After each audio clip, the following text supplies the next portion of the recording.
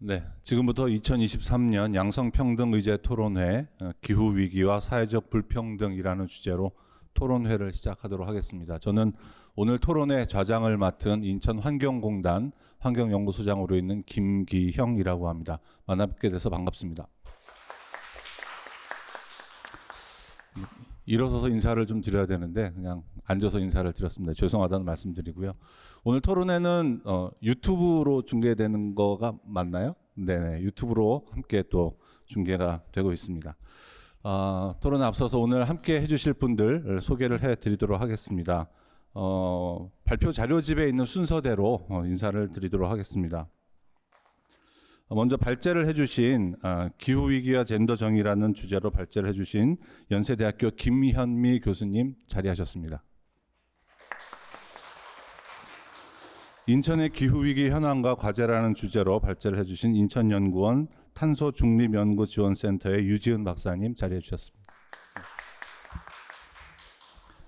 다음 지정토론자분들 소개를 해드리도록 하겠습니다. 에코페미니즘 연구센터의 김신효정 부소장님 참석하셨습니다. 행정안전부 생활공감정책참여단의 문경숙 사무국장님 참석하셨습니다. 여성환경연대 서연화 팀장님 참석하셨습니다. 대구광역시 행복지능사회서비스연구원의 이경숙 박사님 참여하셨습니다. 다들 일어나서 인사를 하셨는데 저만 앉아서 인사를 드려서 죄송합니다. 저는 이제 공학을 전공을 했고요. 이제 그 기본 전공은 토목입니다. 토목을 하다가 지금 환경 쪽을 하고 있는데 사실 제가 어렸을 때 저희 아버님이 굉장히 가부장적인 분이어서 그냥 말 한마디면 모든 게 다 해결이 되는 그런 집안에서 자라왔기 때문에 이 양성평등이라는 거에 대해서는 어려서는 생각도 해본 적도 없고요. 근데 이제 시간이 지나면서 제가 물과 관련된 연구나 어떤 것들을 하다 보니까 우리나라와 외국에 있어서 과거와 현재 그리고 앞으로도 물과 관련해서 많은 여성분들이 피해를 받아왔고 또 지금도 피해를 받고 있고 또 앞으로도 피해를 받을 가능성이 많다라는 것을 조금씩 알게 됐어요. 그래서 그게 바로 양성 평등에 대한 또 젠더에 대한 문제가 아닌가라는 생각을 하게 됐는데 급기야는 제가 이런 양성 평등에 대한 주제를 토론을 하는 자리에 좌장까지 맡게 됐다는 거에 대해서 굉장히 영광이라고 말씀을 드려야 될지 아니면 부담이라고 말씀을 해야 될지 모르겠습니다. 오늘 두 개의 발제가 있었고요. 첫 번째 발제도 굉장히 흥미롭게 들었습니다. 제가 제 소속인 인천환경공단에 근무를 하면서 이 안전에 대한 문제가 굉장히 중요시 되고 있고 그 안전에 대한 기준을 어떻게든지 충족시키려고 많이 노력을 많이 하고 있는데 그런 생각은 한 번도 해본 적이 없는 것 같아요. 이 기준이 성인 남성을 기준으로 해서 만들어졌다라는 거 오늘 제가 처음 인지를 했고요. 또 두 번째 발제에서 나왔던 우리가 기후 환경에 대한 대응, 저도 이 대응에 굉장히 관심을 많이 갖고 있는데 이 대응이 조금 더 디테일하게 세분화가 돼서 남성에 대한 또 여성에 대한 이런 것들이 조금 구분이 되어져야 되지 않겠나라는 생각도 오늘 해보게 됐습니다. 그래서 굉장히 그 많은 분들이 관심도 많이 가지고 있고 또 새로운 아이템, 새로운 주제일 거라고 생각이 들고요. 또 그런 면에서 또 많은 질문들이 있을 거라고 생각이 됩니다. 오늘 그 네 분의 토론분들께서 각각 10분씩 토론을 해주시고 토론이 다 끝나고 나면 플로어에 계신 분들 또 유튜브를 통해서 질문하시는 것들을 받아서 정리를 해서 함께 얘기를 하는 순서를 갖도록 하겠습니다. 자, 먼저 순서대로 김신효정 부소장님의 토론을 먼저 듣도록 하겠습니다. 네, 소개받은 에코페미니즘 연구센터 부소장 김신효정이고요. 제가 9월부터는 이화여대 한국여성연구원의 연구교수로 일을 함께 하고 있습니다. 네, 저는 오늘 기후위기 시대 여성 농민의 권리와 기후탄력 먹거리 체계라는 주제로 이제 토론문을 작성을 했는데요. 오늘 앞서 이제 발표를 들으면서 굉장히 많은 생각과 질문들이 좀 떠올랐습니다.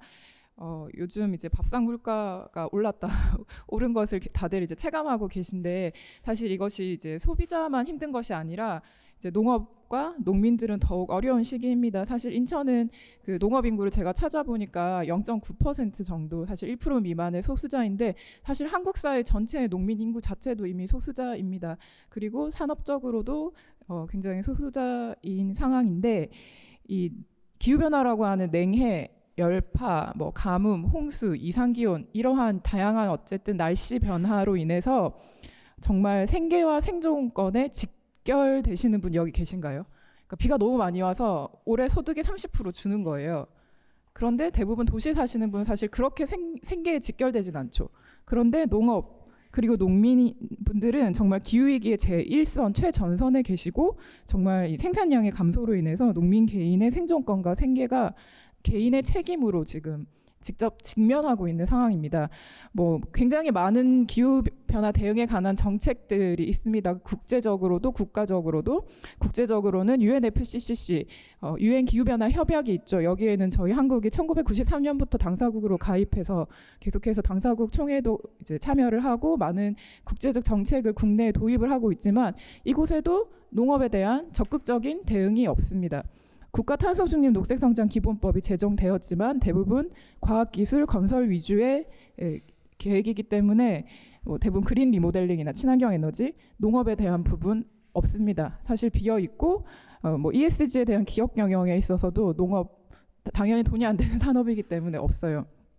이러한 상황에서 기후위기 시대에 이 농업 그리고 농민은 사실 피해자이지만 한편으로는 사실 굉장히 중요한 역할을 가지고 계세요. 왜냐하면은 탄소를 포집하는, 감축하는 그런 기술을 계속해서 과학에서 개발하고 있지만, 제일 탄소를 많이 줄일 수 있고 포집하고 흡수하고 감축하는 것은 숲과 땅입니다.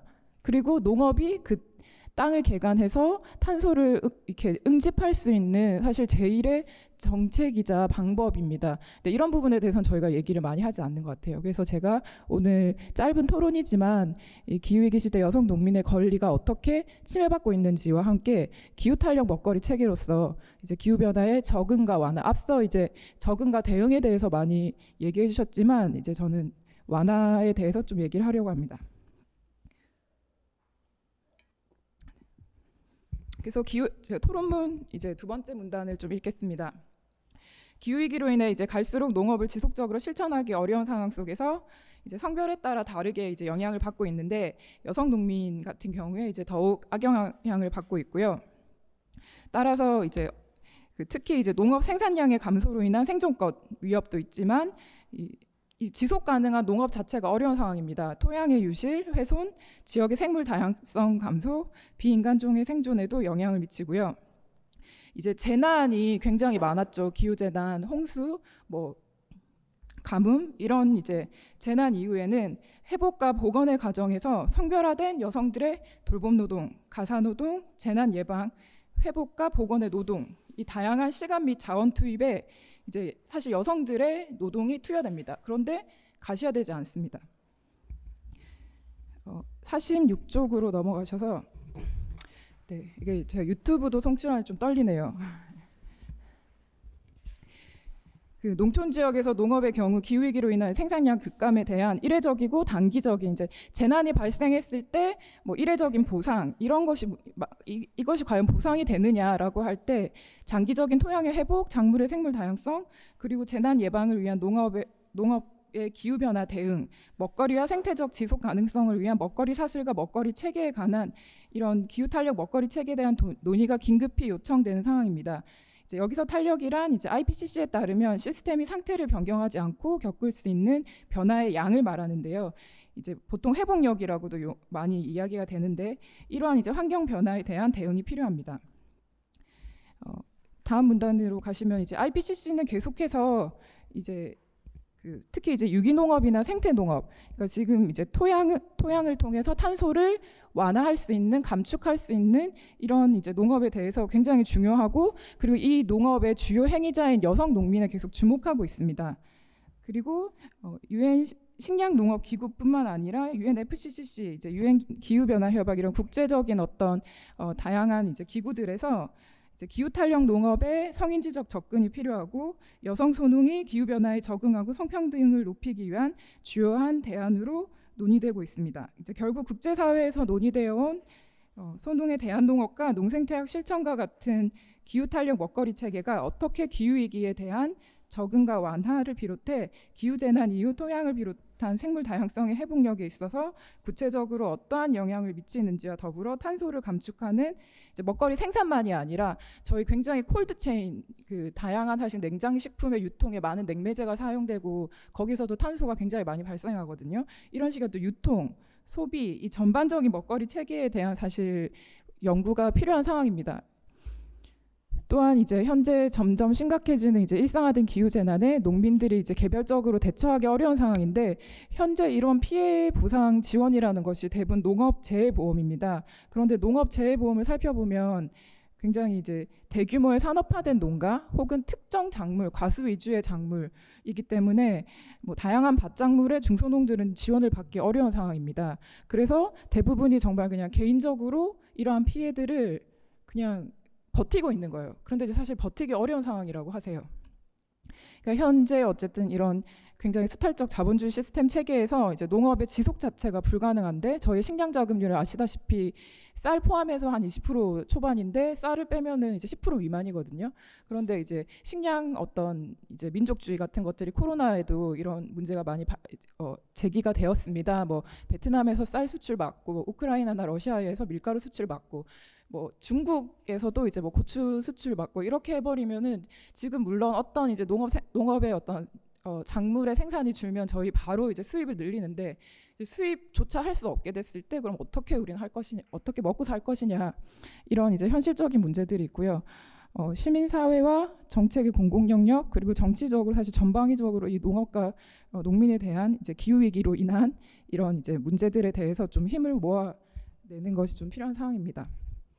그러나 이제 앞서 말씀드렸듯이 농민들을 단순한 어떤 피해자로 설정하는 것이 아니라 이제 뭐 대한농업이나 좀 이런 탄소 감축이 가능한 농업을 통해서 기후 변화 완화의 적극적인 행위자로 보고 이에 대한 지원 체계를 다양하게 좀 마련해야 할 것 같고요. 한편으로 이제 농촌에 이제 농사지을 사람이 없어요. 그래서 세대 재생산을 위한 정책도 굉장히 절실합니다. 그래서 이제 기후 탄력 먹거리 체계에 관한 이제 다양한 어떻게 농민을 재생산할 것인지 혹은 농촌을 다시 살릴 것인지 그리고 이제 생산과 유통과 소비 전반에서의 어떤 기후 탄력을 어떻게 높일 것인지에 대한 다층적이고 통합적인 정책 지원이 요구되는 상황입니다. 네, 여기까지 토론하겠습니다. 네. 네, 김신효정 교수님이시죠 이제 토론을 들었습니다. 주로 기후 위기에 따라서 농경 생활, 농작 생활에 어떤 문제가 많이 발생을 하고 있고 이게 우리나라 같은 경우도 생존의 문제와 연계가 돼 있고 그에 대한 대응, 대책을 함에 있어서 상대적으로 좀 불공정한, 평등하지 못한 그런 대안들이 주어져 있고 기후 탄력 먹거리라는 것에 대해서 좀 말씀을 해주셨습니다. 뭐 우리나라는 이 정도는 아니지만 실제로 외국 같은 경우에 이제 물이 상당히 부족한 그런 나라 같은 경우에는 이 기후 위기와 젠더에 대한 문제가 생존의 문제뿐만이 아니라 교육에 대한 문제로도 이제 확산이 되고 있어서 이제 물이 필요하니까 물을 기르러 가야 되는데 대부분 여성들이 물을 기르러 가고 있고요. 아이들이 물을 기르러 가고 있거든요. 그러다 보니까 이제 상대적으로 교육을 받아야 되는 시간에 물 기르러 가는 거죠.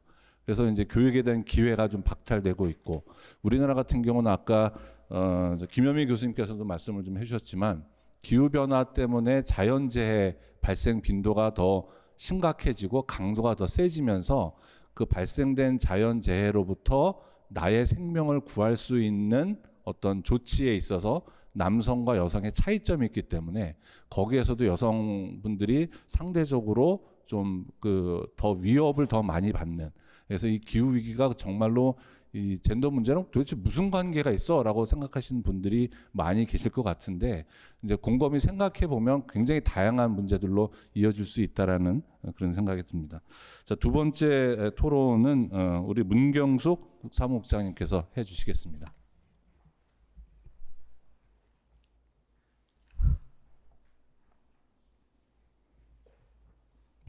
네, 안녕하세요.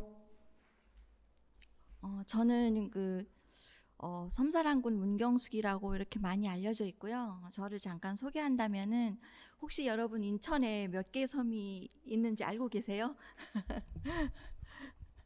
네, 대답이 없으시네요. 아, 네, 168개. 인천에는 총 168개 섬이 있습니다. 그 중에서도 우리가 찾아가 볼 수 있는 섬이 48개 정도가 되는데요.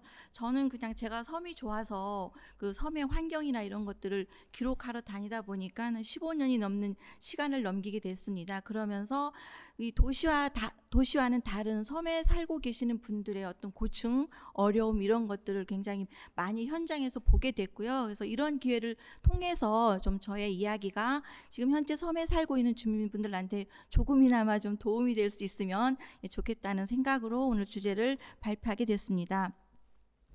제가 제공한 거는요, 그 기후 위기 시대의 섬의 상황과 섬 주민들의 이제 불평등에 대해서 이제 그 말씀을 드려보겠는데요. 여기 자료를 바탕으로 그 섬으로 가는 길은 늘 미지 세계를 찾아 떠나는 것과 같습니다. 항상 설렘 반 두려움 반이 있고요. 왜냐하면은 제가 날짜를 잡아놓고도 그날이 뭐 날이 좋아서 배가 뜰 수 있는 확률도 장담할 수 없고, 일단은 7시 반에 연안 여객 터미널까지 가봐야 이제 상황을 알 수 있는 그런 거고요. 저도 가끔 가는 저도 그러는데 섬에 계시는 분들의 상황은 더 이제 어렵습니다. 왜냐하면 지금 현재 인천섬의 그 모든 교통편이나 이런 건 일일 생활권이 어렵게 돼 있습니다. 한번 배를 타고 들어가면 1박을 하고 나와야 되고요. 그거는 이 도시에서 섬으로 가시는 뭐 여행객이든 뭐 일이 있어서 가시는 분들이든 상황도 마찬가지겠지만 섬 주민들도 똑같은 상황입니다. 일이 있어서 밖으로 나왔지만은 다시 들어갈 수 없는 상황이 돼서 도시 안에서 숙소를 정하거나 일정한 그 머물 수 있는 공간들을 마련해야 되는 그런 불평등도 있고요. 또 하나는 여기에도 나와 있지만은 그 갑자기 어떤 사고나 이런 걸 당했을 때 병원을 급하게 올 수 없는 상황이 되고, 또 날씨가 좋아서 응급히기가 뜰 수 있는 상황도 있지만 그러지 않을 때는 정말 그 어떤 생사의 기로에서 어려움에 닥칠 수도 있는 그런 상황이 있고요. 지금 그 옹진군의 전체 인구수가 제가 확인을 해보니까 2024년 8월부로 2473명입니다. 그 중에서 백령대청, 소청도 같은 이제 최전방에 있는 곳에는 이제 대부분 주민 반, 군인 반일 정도로 인구가 이제 구성이 되어 있고요. 그리고 여객선도 여러 가지 다양한 여객선들이 운영하고 있지만은 저희가 인천항 연안 여객 터미널에서 가볼 수 있는 섬이 덕적도, 문갑도, 여러분들 가장 좋아하시는 백패킹의 성지라고 부르는 구럽도, 울도, 지도, 배가도를 이렇게 가는데, 여기에 가기를 위해서는 연안여객 터미널에서 덕적도 도우선착장까지 배를 타고 가서 다시 내려오라는 배를 또 환승해서 가야 되는 그런 환승의 어려움도 있고요. 그래서 덕적도까지 가는 배편을 예약을 했는데 덕적도에서 다시 구럽도를 가기 위해서 나래선을 예약하려고 하다 보면 그 배편이 없는 경우도 많고, 이게 연결이 잘 되지 않는 그런 불편함이 있고요. 또 하나는 연안여객 터미널에서 그 다음에 그 자월면 쪽 자월도, 승봉도, 대이작도, 소이작도 이렇게 갈 수 있는 섬이 있고요. 또 하나는 그 연평 노선에는 연평도와 소연평도를 갈 수 있습니다. 또 하나는 백령 노선으로는 백령도와 소청, 대청, 도청을 소청도를 이제 갈 수 있고요. 그래서 지금 섬의 가장 중요한 문제는 물론 일상생활이 그 불가능한 이제 교통편에 여러 가지 어려운 문제들도 있고요.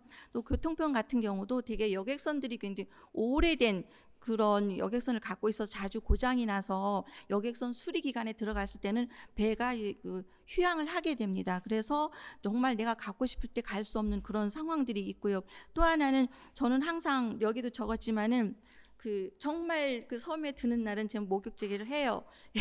뭐 그거 뭐 누구를 믿어서가 아니라 그런 진심을 담아서 섬에 들어가거든요. 왜냐하면은 섬에 제가 가던 날 하늘길하고 바닷길이 잘 열려줘야만 갈 수 있기 때문에, 어떤 제가 가고 오는 날 뭐 이러이러한 섬에 제가 이런 일로 가니까 잘 살펴달라는 어떤 그런 기원 같은 것을 담아서 그렇게 가기도 하는데, 그만큼 섬의 환경이 굉장히 어렵습니다. 또 하나는 요즘에 이게 기후 위기 시대에 해수면 상승과 그다음에 해양의 기후 변화가 많아서 그 정말 아름다운 모래 해변이 있던 해수욕장들이 그 파도에 의해서 깎여서 지금은 완만하게 이어졌던 해수욕장 해변이 그냥 경사지게 이제 절벽처럼 모래 해변이 깎여져 나가는 이런 현상들을 많이 발생하고 있고요. 또 하나는 이 깎여져 나간 그 해변에 다시 어디선가 모래를 갖고 와서 이제 메꿔야 되는데 전혀 다른 성질의 모래가 오다 보니까 고운 모래 해변이었던 곳이 자갈 모래밭이 되는 이런 참 이상한 형태로 굴러가는 그런 부분도 있고요. 또 하나는 그 인천섬 연안에서 그 무분별이라고 말씀드리긴 좀 어렵지만은 그 정말로 환경 영향을 생각하지 않고 파헤쳐지는 이제 모래 채취의 문제도 굉장히 연안 섬에 큰 영향을 끼치고 있고요. 또 하나는 이제 바람이 많이 불고 하다 보니까 섬에 가면은 전 세계 각국의 쓰레기가 다 몰려 있어요. 뭐 중국산서부터 시작해가지고 베트남, 일본, 뭐 세계 여러 나라 쓰레기들이 많이 쌓여 있는 걸 볼 수 있는데 이것 또한 섬의 환경을 해치는 굉장히 중요한 요인이 되고 있고요. 그렇다고 그 쌓여 있는 그 쓰레기를 섬 주민들이 치울 수 있는 방법이 없어요. 그래서 제가 한번 그 문갑도 현장을 가봤는데 어떻게 쓰레기를 치우냐면은 해안에 그 절벽을 타고 다 섬의 연령대가 6, 70대예요. 그러다 보니까 그렇게 연세 드신 분들이 바위 절벽을 타고 올라가서 스티로폴, 뭐 물병 있는 거를 다 꺼내서 그 포대 자루에 담아가지고 일정한 장소에 보관을 해둡니다. 그러면은 그 섬에서 그 어선을 갖고 있는 분이 그 어선에 타고 다시 그 쓰레기가 모여 있는 곳에 가서 담아서 싣고 와서 선착장에다 쌓아두면 1년에 한 번 이제 그 정부에서 운반하는 쓰레기차가 와서 운반하는 이런 시스템이다 보니까 1년 동안 쌓이고 나서 싣고 나가면 돌아가면 또 그만큼의 쓰레기가 또 쌓여 있어요.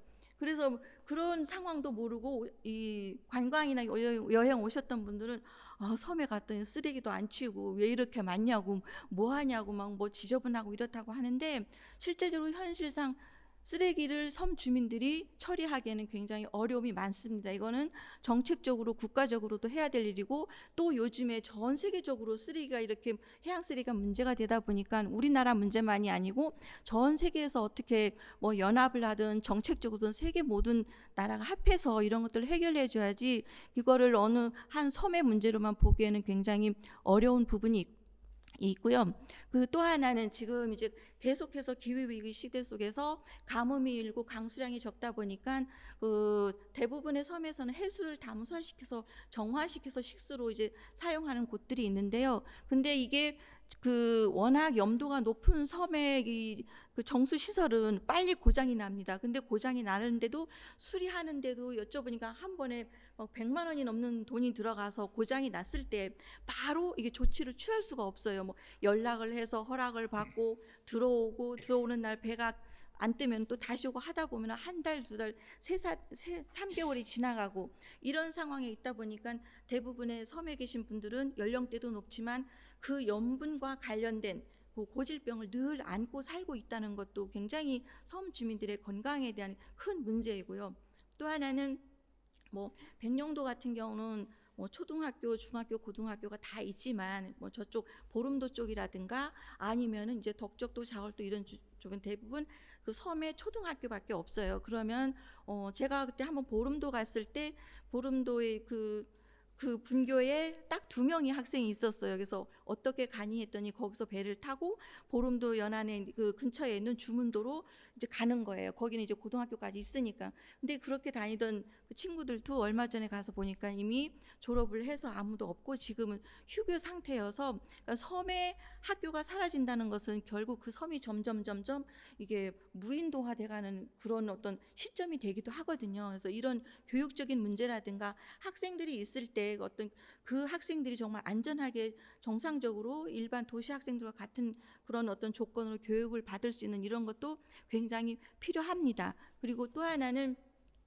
이제 배가 연착이 되거나 이렇게 그 휴항이 됐을 때는 섬은 한정적인 공간이잖아요. 그리고 우리 도시에서처럼 뭐 시장이 있어서 마트가 있어서 실시간으로 뭐 식재료라든가 이런 게 공급이 되는 상황이 아니고 이게 배달로 와서 다시 그것을 받아서 또 이 섬으로 가고 이래야 되는 상황이 되다 보니까 그런 어떤 식생활에 기본적으로 식생활을 할 수 있는 어떤 식재료라든가 이런 거에 대한 문제도 굉장히 많이 발생하고 있고요. 그리고 요즘에는 좀 많이 좋아져서 덕적도 같은 데나 좀 큰 섬은 농협 이제 그 마트가 들어가 있어서 기본적으로 이제 유지가 되고 있음에도 불구하고 다 많은 분들이 좋아하시는 뭐 수박, 철 따라 나오는 과일. 저 어느 섬에 갔더니 제가 갈 때 노인정에 이제 뭐 하나 사다 드리려고 뭐가 제일 필요하세요? 그랬더니 다리 4개 달린 짐승고기가 너무너무 먹고 싶다 그래서 그게 뭐예요? 그랬더니 돼지고기가 너무 먹고 싶다 그래서 제가 한 번이 돼지 족을 하나 큰 거 사다가 했더니 그걸로 다려 먹고 고아 먹고 먹고 그냥 뼈가 하얗게 되도록 맛있게 잘 먹었다는 그런 말씀을 들었을 정도로 섬의 생활은 우리가 상상하는 것 이상이거든요. 정말로 어려움이 많습니다. 근데 섬에 가서 갔더니 그 섬에 갔더니 세상에 틀었더니 뭐 뜨거운 물도 안 나오고 뭐 정수기도 없고 뭐 맥주 한잔 하려고 그랬더니 마트도 없고 뭐 이건 사람 살 곳이 아니라고 이렇게 평을 한다든가 또는 뭐가 불편하고 뭐 반찬도 뭐 이런 것만 나와 이렇게 얘기하는 것들은 그거는 처음 가신 분들은 정말 내가 사는 것보다 불편해서 그렇게 불평한 것인지 모르지만 그분들한테는 굉장한 상처거든요. 왜냐하면 그곳에서 정주를 하고 오랜 시간 그 섬의 역사를 만들어가면서 살고 계시는 분들한테 어쩌다 하루 간 사람들이 어쩌다 한 번 간 사람들이 툭툭 던지는 말은 그분들한테 평생의 상처가 될 수 있어요. 그리고 어떤 분은 그러더라고요. 그러면은 그렇게 뭐 살기도 어려운데 왜 살아? 이거는 질문을 할 수 있는 말이 아니에요. 왜냐하면 우리가 그 섬에 갈 수 있다는 것은 그런 어려운 환경 속임에도 불구하고 그곳에서 자리를 잡고 삶을 일고 살아주시는 그분들이 섬 주민들이 계시기에 우리가 섬을 찾아갈 수 있는 거지. 만약에 그분들도 나 여기 뭐 물 사정도 안 좋고 뭐 또 다 사정 안 좋아서 우리도 그냥 다 무트로 나갈 때 다 나와버리면 그 섬은 결국 무인도화 돼 버리거든요. 그러면 저희는 결국 그 섬도 가볼 수 없는 겁니다. 그래서 이제 많은 분들이 저에게 질문하는 거는 섬에 뭐가 좋아서 가냐, 뭘 보러 가냐 이런 말씀들 많이 하시고 또 하나는 제일 좋은 섬이 어디냐고 이렇게 묻습니다. 근데 세상에 제일 좋은 거는 없습니다. 왜냐하면 왜냐하면은 내가 가는 관점으로 내가 어떤 마음으로 그 섬을 갔냐에 따라서 다 달리 보이거든요. 여러분들의 얼굴 표정이 다 다르듯이 각각의 섬의 그런 특징도 다 다릅니다. 그래서 우리가 지금 기후 위기 시대가 오면서 지금 지구 온도가 1.5도 상승까지 마감 시간이 얼마가 남아 있냐 하면은 5년 322일이 남았습니다. 그래서 우리가 기후위기 이 시대에 내가 할 수 있는 행동들을 오늘도 아니고 내일도 아니고 오늘 지금 이 순간 당장부터 한 가지씩 실천해 나간다면 조금이라도 우리 1.5도를 조금이라도 느낄 수 있고 좀 덜 오염되고 그다음에 덜 위기 상황에 닥친 이런 우리 지구 환경을 미래 세대에 물려주지 않을까 이런 일들에 우리가 좀 앞장설 수 있는 오늘 당장 지금 당장 실천해 볼 수 있는 우리가 되었으면 좋겠습니다. 네, 이상입니다. 네, 우리 문경숙 사목자님께서 너무 섬을 사랑하셔서 섬에 살고 계시는 분들의 그분들을 대변해서 어떤 고충을 말씀을 해주신 것 같습니다. 사실 섬에 놀러 가는 사람들은 그냥 한 번 놀러 가는 거잖아요. 한 번 가서 조금 불편하다고 뭐 이런저런 불평들 많이 하는데 거기 살고 계신 분들에 대한 어려움, 특히나 기후 문제 때문에 발생되는 어려움들이 근래에 들어서 더 많이 일어나고 있기 때문에 뭐 가뭄이 들면 이제 식수도 끊긴 경우가 종종 발생을 하고 실제로 그렇습니다. 제가 이제 물과 관련된 일을 하다 보니까 그런 경우도 많이 알고 있고 또 지구 온도 마지막에 지구 온도 말씀을 하셨는데 산업혁명 이후에 지금까지 1도가 상승을 했다고 하죠. 이제 앞으로 한 5년 정도가 지나고 나면 1.5도까지 올라갈 거라고 하는데 현재 아무리 노력을 해도 1.5도까지 올라가는 거를 막을 수는 없다고 합니다. 현재 상황에서는. 근데 1.5도까지 가더라도 그 이상 2도까지 가지 않도록 노력을 해야 되는 게 필요하다라고 하는데, 그런 노력들이 기후 위기와 연관이 되고 또 그런 문제들이 다시 또 젠더 문제와 연관이 돼서 많은 대안들이 나왔으면 좋겠다라는 생각을 해봅니다. 자, 세 번째 토론으로는 여성환경연대 서연화 기후정의 팀장님의 토론을 듣도록 하겠습니다. 네, 안녕하세요. 여성환경연대 기후정의팀 팀장 사라입니다. 서연화입니다. 반갑습니다. 네, 저는 성평등한 기후위기 대응 활동이라는 주제로 토론을 준비를 해왔고요. 첫 번째 관련해가지고는 젠더 정의와 기후 정의가 어떻게 연결되는지는 첫 번째로 기조 발제해주셨던 김현미 선생님께서 다 설명을 잘 해주셨던 것 같아요. 네, 다만 약간 여기에서 제가 가져왔던 건, 처음에 기후위기가 인구 과잉의 문제로서 접근이 되었었을 때 문제점에 대해서도 이야기를 하셨는데, 제가 가져온 세 번째 슬라이드를 보시면 실제 표에서 흑백으로 되어 있긴 하지만 제일 진한 게 경제적 소득에 따른 이산화탄소 배출량에 대한 표를 그림으로 그려져 있는 건데요. 최상위 1%가 15%의 이산화탄소를 배출을 하고 있고, 상위 10%가 그러니까 상위 10%까지가 총 그 이산화탄소 누적 배출 중에서 52%를 차지하고 있습니다. 그 말은 근데 역으로 보면은 빈곤층의 50%가 배출을 하고 있는 이산화탄소는 7%에 불과해요. 근데 이런 통계를 봤었을 때에도 사실상 인구 증가가 기후 위기의 문제다라고 이야기를 하는 것은 조금 불가능하다고 볼 수 있고요. 그리고 이 7%를 배출을 하고 있는 이산화탄소 배출을 하고 있는 이 빈곤층의 얼굴을 떠올릴 때 어떤 얼굴이 떠오르시나요? 백인 남성 얼굴은 아니잖아요. 제3세계의 어떤 여성의 얼굴이 떠오르는 게 굉장히 전형적으로 떠올라지는데, 그 옆에 있는 게 돌봄노동과 관련된 내용입니다. 경제적인 소득에서도 당연히 이런 이산화탄소 발생량의 차이가 있지만, 사실 그 경제적인 소득을 봤었을 때 아프리카 전체 여성보다 전 세계 22명의 가장 부유한 남성들이 더 많은 부를 차지하고 있다. 이런 경제적인 불평등도 그렇고, 그리고 여성들이 담당하고 있는 돌봄 노동, 특히 무급 노동 같은 경우에서는 더더욱 사회를 지탱하는 데 정말 필수적임에도 불구하고 어떤 집계가 되지 않는 제일 큰 부분이라고 볼 수 있죠. 그리고 경제적 돌봄 뿐만 아니라 정치 결정권에서도 이제 좀 옥스펌에서 조사했던 자료를 좀 가져왔는데요. 세계적으로 남성들이 정치적, 경제적 권력에서 주요 자리를 차지를 하고 있고, 장관의 18%, 그리고 의회 의원의 24%만이 여성입니다. 이 말인즉슨 사실상 특정 성별이 과잉 대표되고 있는 상황이라는 거고, 다양한 해결책을 찾기 위해서는 다양성이 굉장히 존중이 되어야 하는데, 세계의 절반이 50%인 여성의 비율조차도 여기에서 보장이 되지 않는 선에서 어떤 방식으로 조금 더 다양한 이야기들을 할 수 있을까에 대한 문제가 조금 제기될 수 있다고 보고요. 그래서 이제 젠더 불평등과 기후 위기라는 이 문제 자체는 사실상 기후 위기가 가속화되면 가속화될수록 성차별적인 문제들은 더 가속화된다. 이 두 가지가 굉장히 상관관계를 띠고 있다라는 것들에 대해서 계속적으로 이야기를 하고 있습니다.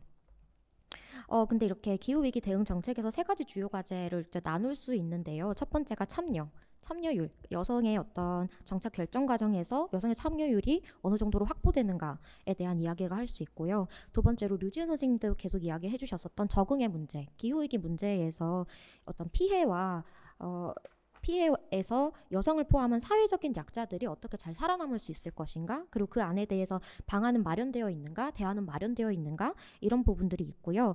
완화 혹은 감축이라고 이야기할 수 있는데요. 그 기후위기 이산화탄소량을 줄이고 그 대안을 이야기를 할 때 이 안에서 여성들의 어떤 관점들이 잘 반영이 되고 있는가, 여성의 경험들은 잘 반영이 되고 있는가, 그리고 그것들이 잘 표현될 수 있도록 이야기가 되고 있는가, 이렇게 세 가지의 정책적인 거에서 이렇게 이야기를 할 수 있습니다. 근데 이런 주요 과제 참여 적응 완화 이것 말고 이제 그렇다면 한국에선 좀 뭘 이야기를 할 수 있을까 했었을 때, 여성 운동과 기후 위기가 연결되는 영역별, 주제별로 이렇게 좀 가져왔는데요. 여러 가지가 있겠지만 제가 가져온 건 노동, 돌봄, 젠더, 폭력, 주거, 이렇게 문제입니다.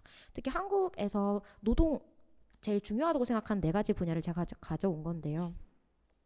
일단 기후 위기에 대한 문제를 이야기를 할 때 탈석탄 과정에서 뭔가 또 재생에너지 전환 과정에서 여기에서 젠더 정의는 어떤 식으로 이야기를 할 것인가에 대한 문제들을 이야기를 할 수 있습니다. 여기에서 어떤 성차별적인 노동 환경과 아니면 여성 노동자들, 비정규직이 많은 여성 노동자들의 불안정한 노동 같은 경우는 어떤 식으로 탈산소 사회에서 잘 안전하게 노동권을 지킬 수 있을지, 그리고 또 기후위기 대응과 포괄적인 양질의 녹색 일자리에서 여성은 어느 정도로 차지할 수 있을지 등등의 이야기를 좀 할 수 있고요. 그리고 돌봄 같은 경우에도 한국 기후위기 대응 이야기를 할 때, 코로나19 이야기를 했었을 때, 사실상 여성의 돌봄의 시간이 굉장히 늘어났잖아요. 근데 그 말은 사회적으로 어떻게 보면 시스템이 잘 구축이 되어 있으면 가정, 특히 여성의 일로 미뤄지지 않았을 텐데, 그게 어떤 가정 안으로 계속 밀려지는 상황에서 어떤 식으로 돌봄의 시스템을 잘 구축할 것인가. 그리고 또 주거 문제 같은 경우에도 특히나 사회적 약자, 쪽방거주촌 이야기를 하셨었는데, 그런 부분에서도 그 에너지를 어떤 식으로 잘 이들에게 잘 공급을 하고 쾌적한 환경을 마련을 할 것인가, 이런 부분들에 대해서 이야기를 할 수 있습니다. 그래서 약간 젠더 관점에서 기후위기 대응을 이야기를 하는 게 저희 여성환경연대에서 하고 있는 활동이고요. 적응, 참여, 완화 이렇게 세 가지에서도 조금 이야기를 하지만, 그래서 한국에서의 어떤 정책들이 필요할까에 대한 이야기를 하려 했었을 때 데이터가 너무 없었어요. 유진 선생님도 이야기를 하셨지만 성별 분리 통계 같은 경우가 거의 없기도 하고, 이런 경우에서는 진짜 어떤 데이터가 없기 때문에 인터뷰를 통해서 일단은 할 수밖에 없겠다라는 생각에 여성 기후위기 정책 제안 집에서는 인터뷰를 통해서 여성 농민, 풀뿌리 운동, 재난 적응 대책, 돌봄 이렇게 네 가지를 주제로 인터뷰집을 했었습니다. 네, 다 이야기를 할 수는 없지만 그냥 한번 자료집을 보시면 될 것 같고요. 그리고 여성환경연대 그 홈페이지에도 올라와 있습니다. 어떤 이런 정책적인 데에서의 피해를 조금 완화할 수 있는 방법을 조금 인터뷰를 통해서 찾으려고 했다면, 반대로 기후위기와 여성 컨퍼런스라는 걸 통해서 좀 기후위기 대응에서의 여성들의 활동들을 좀 가시화하는 걸 좀 찾아내기도 했었어요. 가령 뭐 퍼머컬처, 도시에서 하고 있는 여성 농부들의 사례라거나, 아니면 진짜 이제 교육농이라고 하면서 교실에서의 어떤 텃밭이나 이런 것들을 가르치거나, 아니면 슬로우 패션이나 아니면 농촌으로 돌아간 여성 청년들의 사례들을 좀 이야기를 하면서, 사실 이산화탄소 배출량을 줄이기에 급급한 상황이고, 그게 어떤 기술과 산업의 문제로 이야기를 하고 있지만, 또 한편으로는 대안을 실천을 하는 사례들이 굉장히 많이 알려져서, 그래서 뭐 할 수 있는데? 라고 했을 때 이런 걸 좀 할 수 있어 라는 어떤 대안들을 제시를 할 수 있게끔 이야기를 하는 것들도 마련을 했고요. 그리고 이제 2022년에 기후변화로 인한 피해 경험 실태조사를 진행을 했습니다. 애초에 계획은 성별분리 통계가 없으니 우리가 조금 만들어보자라는 취지에서 시작이 되었었는데요. 특히 또 기후 위기라고 했었을 때 위기를 뭐로 볼 것인가, 자연재해로 볼 것인가, 아니면 자연재해와 구분되는 무엇으로 볼 것인가, 아니면 재난 취약계층을 이야기했을 때 그 취약성을 뭐로 판단을 할 것인지에 대해서, 그리고 그 지표를 뭐로 볼 것인지에 대해서 사실상 이제야 막 연구가 되고 있는 상황이었기 때문에 실태조사에서 꺼낼 수 있는 내용들이 그렇게 많지는 않았지만, 그럼에도 불구하고 조금 나왔었던 것은 일단 경제적인 부담이 가중되고 있었다는 것, 그리고 경제적인 소득이 낮으면 낮을수록 주거 공간의 피해라거나 아니면 심리적인 것들까지도 굉장히 많이 이렇게 가중되는 것들을 나타났습니다. 그리고 무엇보다 사실 기후 위기와 관련해 가지고 우리들이 이야기를 할 때 수해 혹은 폭염 막 이런 것들을 생각을 하지만, 그런 재난 상황에서 거의 우리는 개인적인 영역에서 거의 해결을 하고 있어요. 더우면 에어컨을 틀고, 너무 습하면 건조기를 틀고, 제습기를 틀고, 이런 방식으로. 근데 그게 모든 것들이 다 경제적인 수단을 갖추고 있어야만 갖출 수 있는 그런 해결 방법들이기 때문에, 그게 없는 상황에서는 어떻게 보면 수단이 없는 거죠. 해결할 수 있는 수단이. 그런 결과들이 이제 실태조사에서 조금 많이 나왔었고요. 그리고 이제 농촌 거주자 여성들에게 피해가 더 크게 나타났다라는 것은 특히 돌봄 시간이 완전 가중이 되었었습니다. 왜냐하면 피해가 이제 뭐 폭염 때문에 학교를 못 간다거나, 아니면 아이들이 코로나 때문에 뭐 유치원에 가지 못했었을 때 거의 여성들이 돌봄이 담당을 하게 되고, 그렇다고 해서 아이가 학교를 못 간다 해서 출근을 못 할 수는 없잖아요. 그게 연차에 어떤 이유가 되지도 못하고, 그런 경우에 어떤 직장을 포기하는 사례들에 대해서 이야기가 많이 나왔었고요. 근데 이거는 코로나뿐만 아니라 폭염, 폭우 때문에 학교가 문을 닫는다거나 공공적으로 돌봄 시스템이 제대로 뒷받침되지 않는 상황에서는 당연히 여성들의 돌봄 시간이 가중될 수밖에 없다라는 걸 알 수 있었습니다. 그래서 기후위기 대응 전체에서 젠더 관점을 반영할 필요가 있다라고 하는 건 여성의 경험과 여성들의 어떤 직종 뭐 아니면 좀 이 정책을 펼쳤을 때에 특정 성별에게 어떤 영향을 미치는지에 대해서 조금 고민이 돼야 되는 부분이고요. 그리고 여성들의 기후위기 완화 활동들, 감축을 위해서 좀 기여되는 부분들에 대해서는 더더욱 가시화해야 돼야 될 필요성이 있습니다. 마지막 슬라이드에서 페미니스트 그린 뉴딜 연합 10대 원칙을 가져왔는데요. 이건 한국에서는 이제서야 조금 젠더 관점이 반영될 필요가 있다라고 이야기를 하고 있지만 사실 미국, 영국 이런 데에서는 젠더 관점에서 기후위기 대응을 해야 된다라는 원칙들을 마련하고 목소리를 좀 내고 있어요. 그래서 여성환경연대에서도 올해 저희 단체를 포함해서 총 11개의 단체들이 모여서 페미니스트 기후정의 선언문이랑 그 요구안들 원칙들을 마련하려고 하고 있습니다. 그래서 올해 9월 정도에 나올 거라고 예측이 되고 있는데 이제 여기에 있는 원칙들을 보시면 굉장히 뭐 인종주의에 맞서라, 선주민의 권리에 리더십을 중심을 둬라, 뭐 착취적이고 지속 불가능한 생산 패턴에 체계적으로 맞서라, 약간 이런 식의 좀 거대한 이야기들이 있기는 하지만 이런 원칙들이 세워져 있는 것과 세워져 있지 않은 것은 굉장히 차이가 있고 이 원칙을 기반으로 우리는 그러면 어떤 방향성으로 어떤 사회를 만들어갈지에 대한 이야기를 할 수 있기 때문에 그런 활동들을 지금 하고 있다라는 걸 좀 소개하면서 토론 마치겠습니다. 감사합니다.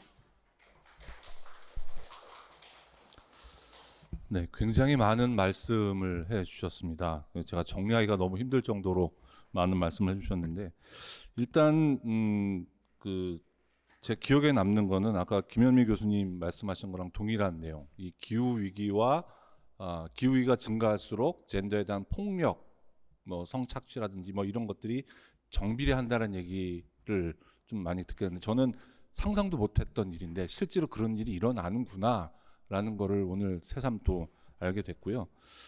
또 하나는 이제 아이 돌봄.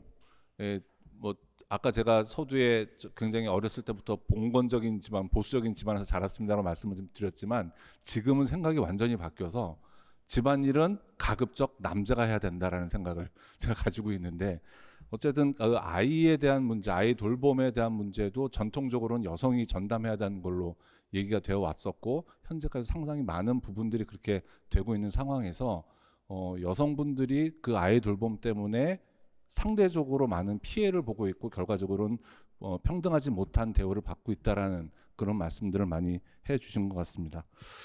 오늘 이 자리에 남자가 저 혼자인 것 같아서 굉장히 그 많은 무게감을 느끼고 있는데 마지막 토론자이십니다. 대구광역시 행복지능사회화서비스연구원의 이경숙 박사님의 토론을 듣도록 하겠습니다. 네, 반갑습니다. 대구행진원의 이경숙입니다. 제가 이름이 좀 길죠. 행복지능사회서비스원. 작년에 저희 4개 기관이 통합이 되어서 이제 이름이 좀 길게 되었습니다. 서로 자기 이름을 좀 넣고 싶어서 하다 보니까. 근데 이제 저는 여성가족재단, 대구 여성가족재단 소속이었고, 그래서 이제 성평등 연구라든지 이런 부분을 지금 담당하고 있습니다. 근데 오늘 제가 갖고 온 주제는 작년에 저희 기후 위기와 관련되어서 연구가 필요하다는 그런 이야기들이 있었고, 그런데 대구시에서는 절대 하지 마라 라고 얘기를 했고, 왜냐하면 좋은 게 없으니까. 아까 인천도 나왔지만 인천 사례나 저희나 비슷합니다. 근데 이거를 공무원들 원래 평가하는 걸 싫어하잖아요. 그래서 이걸 드러내면 안 된다 하는데 그래도 해야 된다 뭐 이래서 한번 했는 건데 벌써 연구가 끝난 지가 1년이 넘어서 제 머릿속에서는 싹 지워졌는데 오늘 갑자기 인천에서 이런 연락이 와가지고 한번 다시 보니까 정말 이게 앞으로도 계속 좀 더 많은 정책적인 연구가 진행되어야 되지 않을까. 실제 이 연구를 해볼 때 보면 관련된 정책 연구는 거의 없습니다. 아마 민간단체에서 시민단체나 이런 데서 연구는 진행됐지만 실제로 이런 해결은 정책적으로 해결돼야 되기 때문에 정책 연구가 많이 진행돼야 되는데 제가 작년에 이 연구를 하면서 인천 사례, 인천 아까 탄소중립지원센터에 많은 연구 보고서도 봤거든요. 그런데 인천뿐만 아니라 어느 지역에서도 관련 기본 계획에 젠더 관점이 들어간 거는 거의 없어요. 아마 전무하다시피. 그래서 이거를 대구시만이라도 꼭 해야 된다. 왜냐하면 계획 자체는 전국이 거의 비슷하거든요. 그래서 대구시에서 이렇게 하면 이게 좀 더 마중물이 되어서 좀 퍼져나가지 않을까라는 약간의 기대를 갖고 했습니다. 또 하나가 아까 저희 인천의 여성가족과장님이 제 마지막에서는 보이지 않는다고 해서 없는 거 아니다라는 그런 말씀을 인용해 주셨는데, 그거는 제가 이제 코로나 영향력에 대해서 2020년에 연구를 했습니다. 아시다시피 대구가 코로나 때문에 거의 전쟁터였거든요. 그래서 진짜 그 영향력이 어떨까에 대해서 저희들이 이제 여가재단에서 연구를 했었는데, 그때 그걸 보면서 제가 이제 느낀 것 중에 하나가, 저는 참 행복하게 살았다. 왜냐하면 공공기관에 정규직으로 어느 정도 소득이 있고, 그래서 예를 들어 이번에 홍수 그 폭우 때도 비 많이 오면 연차 쓰고 회사 안 가면 되고, 그리고 코로나 때는 자동차 몰면 되고, 약간 뭐라 해야 되지? 그리고 뭐 세월호 때 아시다시피 아이들이 배 타고 가다가 많이 죽었잖아요. 그때 저도 한 달 내내 눈물을 흘렸는데, 저희 애가 고2였어요 그때. 그런데 비행기를 타고 갔으면 살았을까라는 그런 생각을 했거든요. 왜냐하면 저희 애는 약간 조금 괜찮은 흔히 말하는 수송구에 학교를 다니다 보니까 비행기 타고 수학여행을 갔거든요. 그래서 이런 거를 하는 데 대한 관심이 저 개인적으로 다 해결할 수 있는 영역이었기 때문에, 좀 전에 옆에 선생님이 말씀하신 것처럼 개인적인 영역에서는 모든 게 해결이 됐기 때문에 이제까지 이런 게 보이지 않았어요. 제 눈에는 관심도 없었고. 그런데 또 아시다시피 또 아파트에, 도시에 있는 아파트에 살기 때문에 홍수로 집이 잠길 염려가 없는 거예요. 그래서 저하고는 전혀 다른 문제라고 생각을 했는데, 이제 아이들이 크다 보니까 우리 아이들이 살아갈 세대에 이런 기후위기나 이런 재난들이 어떻게 얘들이 부닥칠까라는, 요즘 뭐 청년 실업도 많다 보니까 저희 애가 저 같은 정규직, 공공기관 정규직 된다는 보장도 없고, 그러다 보니까 이 조금 근데 대해서 관심도 많아지고, 또 이런 재난 안전 연구라든지 이런 걸 좀 한 100건을 하다 보니까 이제는 이게 내 개인적인 일이 아니고 또 저 개인적으로 해결할 수 있는 영역도 아니고, 아까 그 교수님 말씀해 주신 것처럼 가습기 문제도 저 개인적으로 아이를 보호하기 위해서 한 거지만 실제로 오히려 피해갔잖아요. 저도 그렇지 않다는 거는 그럴 수도 있기 때문에 좀 더 정책 연구를 하는 입장에서 그런 부분에 대해서 좀 더 많은 관심을 가져야 되지 않을까라는 생각을 했습니다. 좀 서두가 길었는데 제가 연구한 부분은 아까 그 인천 탄소중립지원센터에서 했던 기후 적응 대책에 따른 대구시 시행계획이 있습니다. 제3차.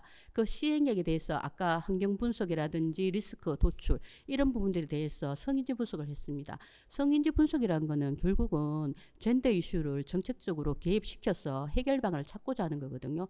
그래서 이런 성인지 분석을 해서 이런 문제점들이 있고 이런 것들을 한번 좀 더 이제 바꾸어서 해보면 어떨까라는 그런 의도였습니다.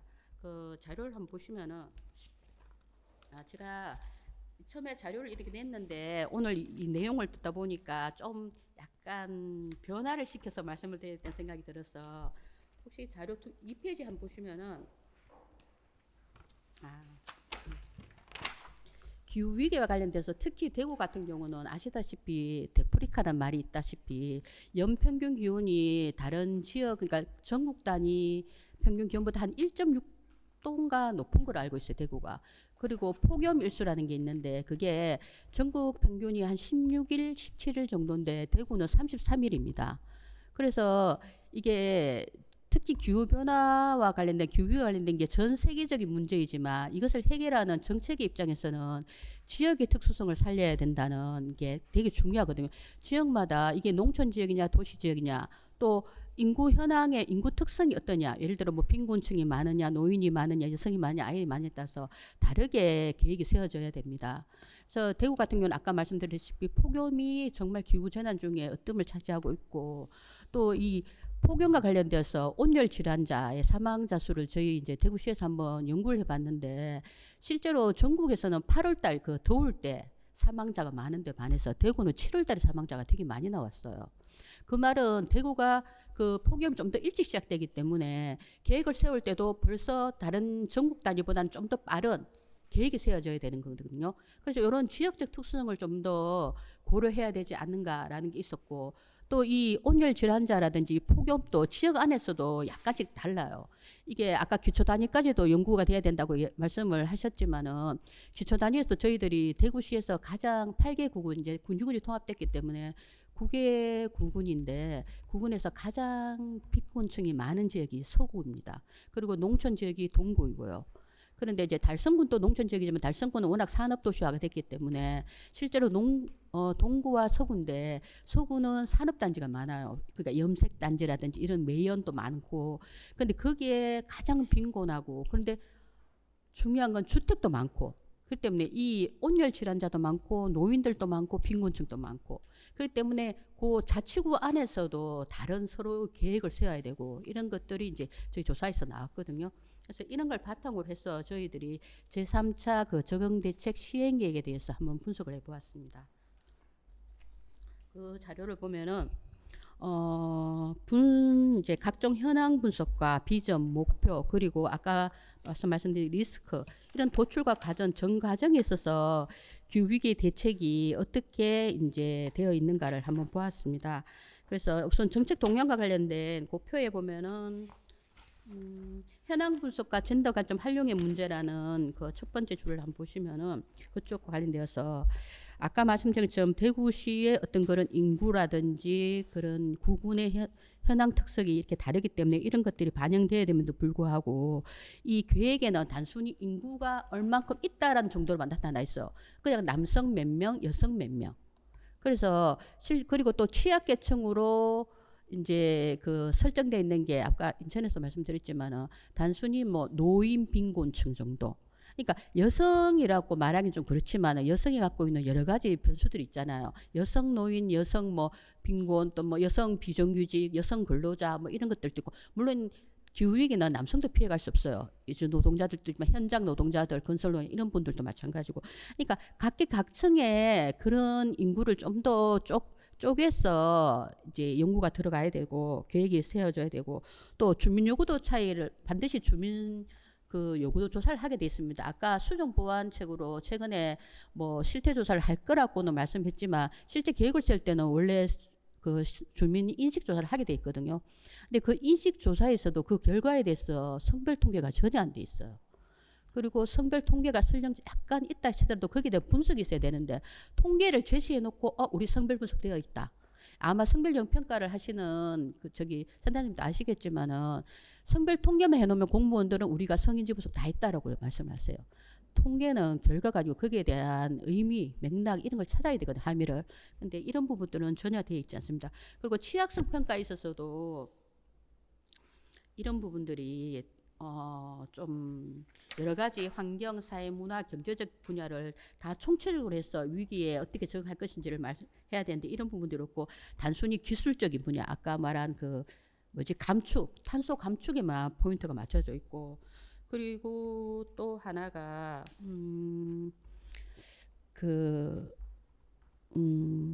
네, 그리고 리스크와 관련돼서 이게 이제 특히 리스크 도출 선정 뭐 이런 부분이 적응 대책에서 가장 중요한 부분인데, 이 부분에 있어서도 저희들이 이제 리스크 도출하는 전문가 조사를 한번 해봤는데 거기에 대해서 성별은 전혀 제시가 안 돼 있어요. 그냥 전문가 박사 기자 10명 뭐 이렇게만 돼 있어요.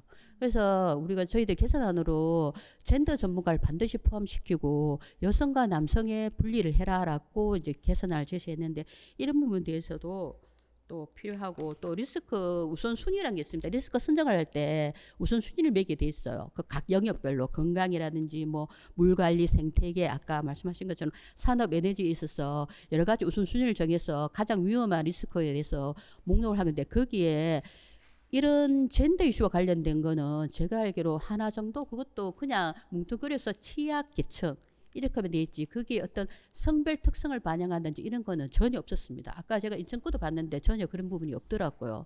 그래서 이런 부분들이 리스크 도출이나 우선순위에 있어서도 전혀 나있지 않기 때문에 이런 부분들에서도 좀 더 개선이 필요하고, 단순히 뭐 무더위에 노인들이 있으니까 무더위 쉼터를 만들자, 솔직히 말해서 이런 거는 그냥 기초 행정, 그러니까 동 단위에서만 할 수 있는, 동 단위에서 하면 되는 거지 이거를 국가 단위라든지 광역 단위에서 할 필요는 없거든요.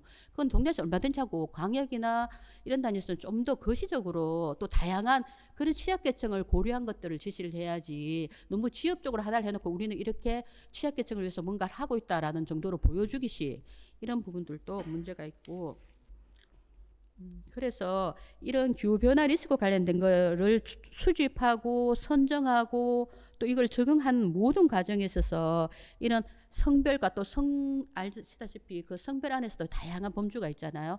그런 부분들, 변이들 이런 것들을 종합해서 그 특성을 반영해서 이제 리스크를 만들 필요가 있습니다. 그리고 이제 비전이나 목표, 전략 이런 부분에서도 저희들이 평등이라는 말을 좀 더 넣었으면 좋겠다라고 제시는 하고 있는데 그런 부분이 얼만큼 개선이 되고 받아들일지 수용할지에 대해서는 좀 더 고민은 뭐 약간이 아니죠. 많이 걱정됩니다. 그래서 이런 부분들이 있고 시간이 다 되었는지 모르겠지만은 그래서 이제 제가 코로나 연구도 해보고 이 재난 안전과 관련된 연구 또 관련 콘텐츠 이제 이걸 갖고 성평등 교육을 해야 된다. 공무원 대상이든 일반 시민들 대상이든 연구를 해야 된다고 말하면서 특히 기후위에 관련돼서는 모든 사람들이 피해자이고 가해자일 수도 있고 저조차도 하나의 가해자이고 제가 이걸 아까 보면서 되게 추웠어요. 저는 좀 추위를 많이 타는 편인데 지금 9월 초인데 굳이 이렇게 에어컨을 세게 틀 필요가 있을까? 오히려 부채를 나눠줘서 부채를 붙여도 될 정도의 날씨인데라는 그런 생각을 좀 했습니다. 하면서 이게 아까 그 과장님께서 에어컨 보급을 이제 취약계층 에어컨 달라 해서 에어컨을 보급하면 어떨까라는 건데 그 도시의 주택의 쪽방촌에 사시는 분들은 아파트에 에어컨이 돌아가고 회사에 에어컨이 돌아가면서 예를 들어 25도의 더위를 느낄 걸 27도 8도로 느낀대요. 그게 안 돌아가면 그냥 27도에 그 뭐 25도 온도를 느낄 건데 그런 거로 인해서 에어컨이 돌아가면서 더 취약계층은 더 더워진다는 거죠. 이런 걸 생각할 때 과연 우리가 에어컨 보급만이 능사인가라는 그래서 그 누구도 피해자 가해자의 거기서 벗어날 수 없다는 생각이 들어서 좀 더 우리가 그 기후위기의 원인을 제공하는 사람들은 좀 더 책임감을 갖고 책무성을 갖고 뭔가 이제 교육 인식 개선을 해야 되고 또 피해자를 좀 더 돕고 이건 단순히 기후위기뿐만 아니고 모든 정책에 있어서 마찬가지일 겁니다. 그래서 제가 이제 최근에 관심이 성평등의 영역과 개념 이거를 어떻게 정의 내릴까 생각에 대해서 되게 고민을 많이 하고 있는데 좀 더 그런 데 대해서 확장된 개념 그러니까 단순히 남자 여자의 이제 구별이 아니라 좀 더 이제 나보다 어려운 사람들 이런 모든 시민들은 항상 나보다 어떤 영역에서는 어려울 수 있기 때문에 이 부분들 다 포함할 수 있는 게 성평등이 아닐까라는 생각을 하면서 제 토론문을 마무리하겠습니다. 네, 수고하셨습니다. 그 정책적인 면에 있어서 많은 말씀을 해주신 것 같아요. 제가 서두에 저는 토목을 전공했다고 말씀을 좀 드렸는데 이 공학적인 측면에서 접근을 할 때 데이터를 어떻게 분석하느냐가 굉장히 중요한 역할을 하거든요. 그 데이터 분석에 따라서 대응 방법이 나오기 때문에. 그런데 그보다 더 중요한 거는 데이터를 만들 때 어떤 조건에서 데이터가 생성됐느냐가 더 중요한 거죠. 그러니까 분석을 어떻게 했느냐보다 어떤 조건에서 그 데이터가 만들어졌느냐.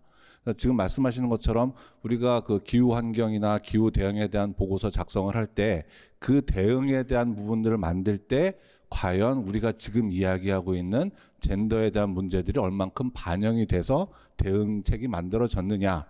근데 아쉽게도 우리나라에는 하나도 없더라. 이런 말씀을 해주신 것 같아서 앞으로 이런 관련된 정책을 연구를 하고 정책 마련을 할 때 그런 부분들이 크게 좀 반영이 돼서 적용이 됐으면 좋겠다라는 생각을 다시 한번 해보게 됐습니다. 자, 네 분의 토론이죠. 정말로 잘 들었고요.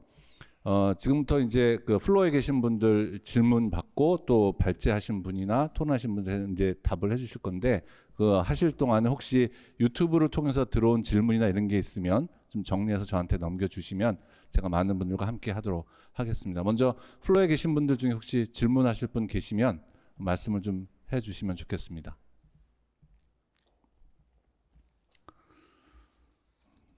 네, 안 계시면 제가 또 해야 되는 상황이라서 우선 그 유튜브에 나온 질문 좀 정리를 좀 해주시고요. 그 플로어에서 이제 어떤 질문거리를 생각하시는 동안 제가 그러면 질문을 조금 해보도록 하겠습니다. 그 제가 발제 김현미 교수님 발제를 정말로 흥미롭게 잘 들었는데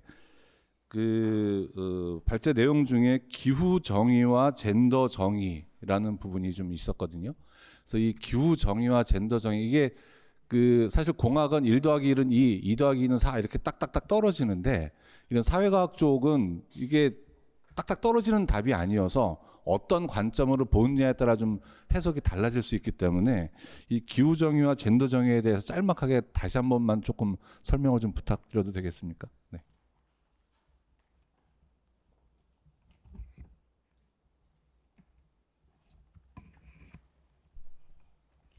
예, 그 기후 위기라는 것을 일으킨 근본적인 원인에 대한 인간들의 성찰이 굉장히 필요한 거죠. 사실 우리가 발전, 개발, 그다음에 편리함, 풍족한 소비 이런 우리가 지향해왔던 가장 좋은 삶의 도대체 어떤 누구의 희생과 누구의 파멸과 생물종의 어떤 멸종을 촉진하면서 결국은 전 지구를 항상 그 위험이 가속화된 형태의 기후 위기 현장으로 만들어내면서 얻은 발전과 개발이냐 이것에 대한 기본적인 문제 제기를 해야 되는 상황이 온 것 같아요. 단순하게 우리가 기후위기 해법을 여성의 관점으로 본다라고 했었을 때 여성들에게 무엇을 제공하고 여성을 어떻게 기후복지의 서비스의 대상으로 삼느냐 그런 문제로 생각되어질 수 있는 것이 아니라 사실 기존의 성불평등, 인종불평등, 그다음에 제1세계, 제3세계 불평등 이런 것들이 기후위기에서 더욱더 그 불평등이 심화되어진다라는 것에서 누가 그러면 해결의 주체가 돼야 되는가의 문제를 다시 보아야 될 것 같습니다. 김신효정 선생님께서 말씀하신 것처럼 여성 농민이 갖고 있는 이중성이 있는 거죠.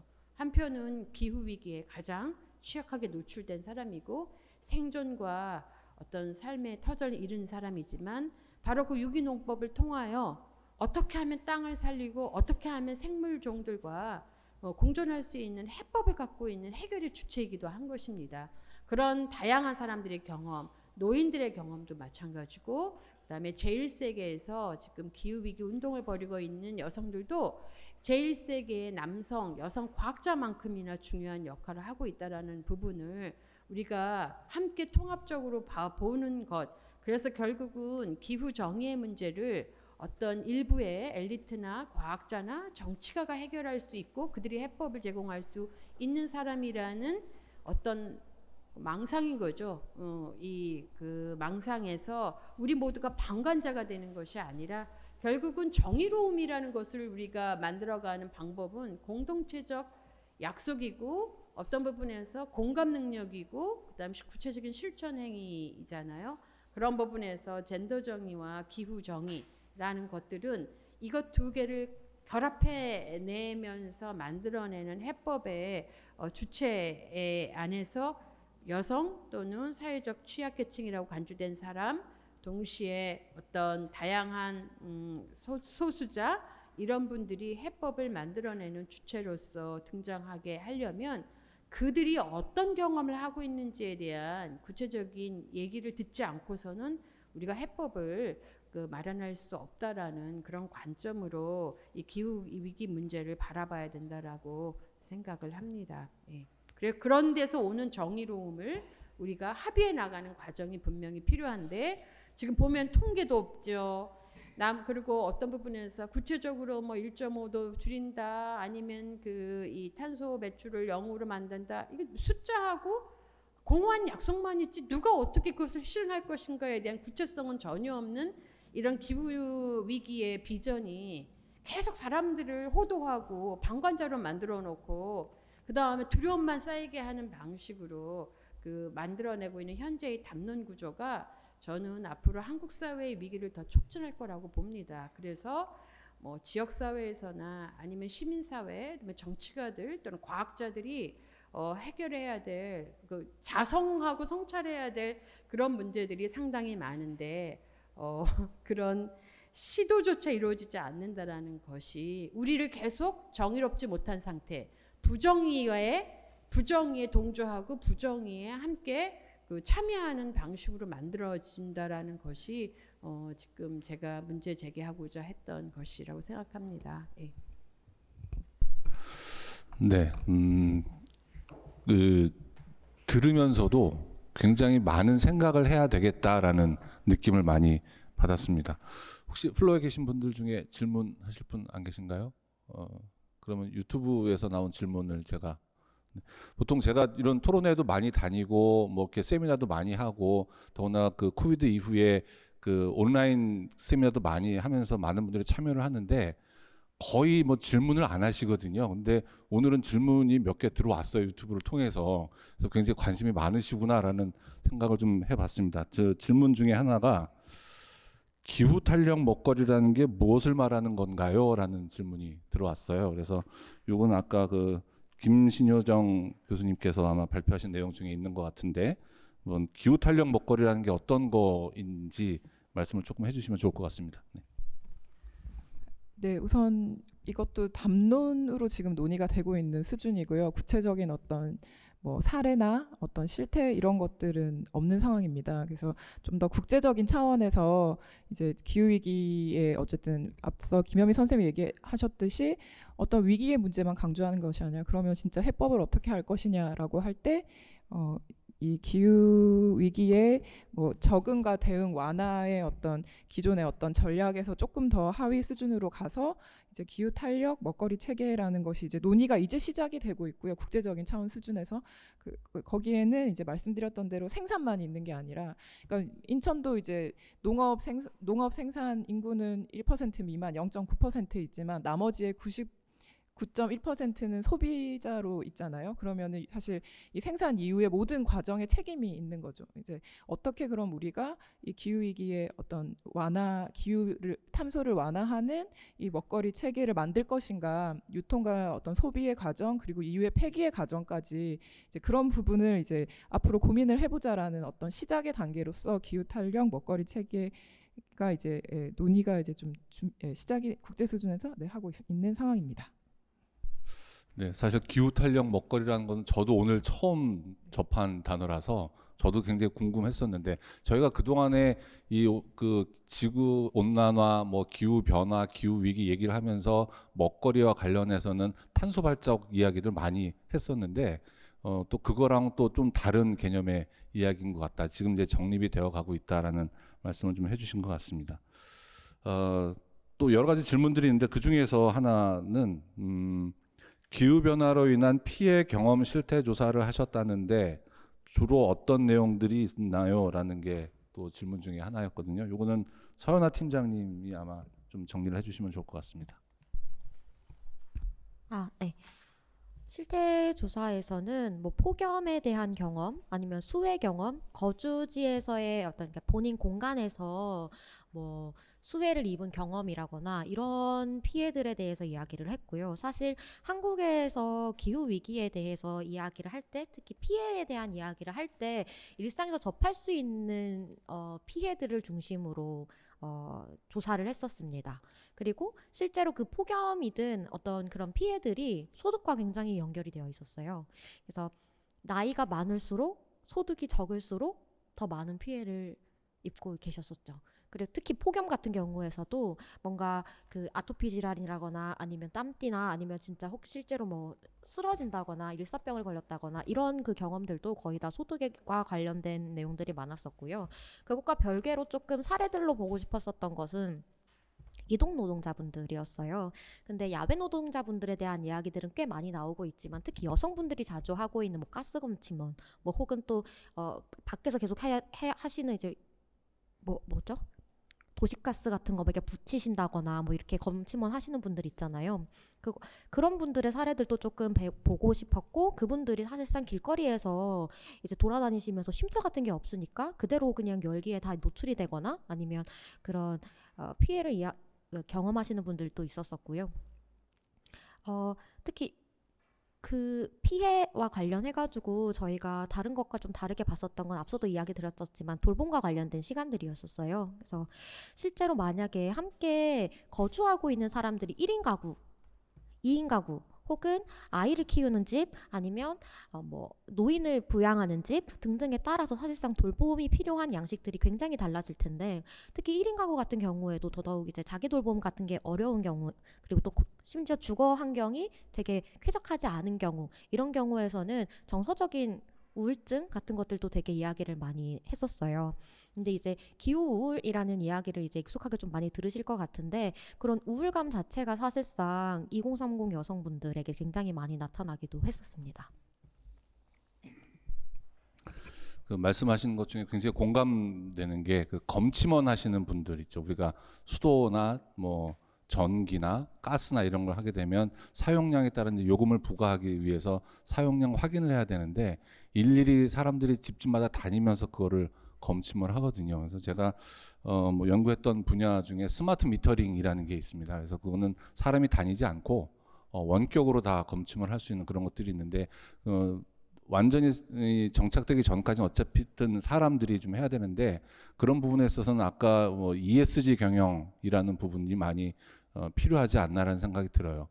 우리가 흔히 길거리에서 흔히 보는 거지만 그냥 무심코 넘어갔던 분들 중에 야쿠르트 배달하시는 분들 있죠. 예. 언제부턴가 그분들이 자동 모터를 타고 다니시고 위에 차양막 있는 걸 하고 다니시고 예전에는 이렇게 아이스박스 같은 거 메고 다니셨잖아요. 근데 그런 부분들이 뭐 기후 위기가 이렇게 뭐 기후가 이상해지지 않으면 굳이 그렇게 할 필요가 없는데 그 회사 차원에서는 ESG의 경영으로 또 하나 이렇게 하고 있어서 이제 그런 공공기관들부터 그런 ESG 활동을 하고 이런 것들이 젠더 문제에 조금 더 한 발 다가설 수 있는 게 아닌가라는 생각을 다시 해보게 됐습니다. 네, 그 유튜브를 통해서 들어온 질문들 중에 두 가지를 좀 말씀을 좀 드렸고요. 뭐 지금 시간이 5시 30분이 막 넘어가서 혹시 내가 오늘 이거 질문 안 하면 돌아가서 엄청 후회할 것 같다.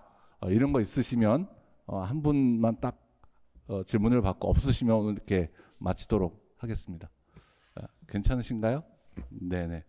그러면 오늘 2023년 양성평등의제 토론회 기후위기와 사회적 불평등이라는 주제로 진행된 토론을 모두 마치도록 하겠습니다. 두 분의 발제자분들, 네 분의 토론자분들, 그리고 끝까지 플로어에서 함께해 주신 분들, 유튜브로 끝까지 듣고 계신 분들 너무너무 감사드립니다. 이상으로 모두 마치겠습니다. 고맙습니다.